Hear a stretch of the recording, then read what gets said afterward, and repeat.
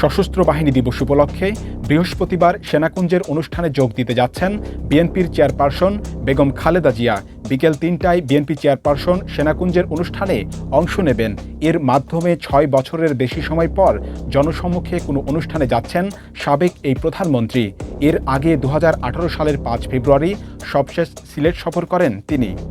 জানা গেছে, সশস্ত্র বাহিনী দিবস উপলক্ষে বেগম খালেদা জিয়া ও তারেক রহমান সহ বিএনপির ২৬ নেতাকে আমন্ত্রণ জানানো হয়েছে। জিয়া চ্যারিটেবল ট্রাস্ট মামলায় কারাদণ্ড হওয়ার পর ২০২০ সালে নির্বাহী আদেশে শর্ত সাপেক্ষে মুক্তি দেওয়া হয় খালেদা জিয়াকে। সেখানে শর্ত ছিল তিনি রাজনীতি করতে পারবেন না এবং বিদেশে যেতে পারবেন না।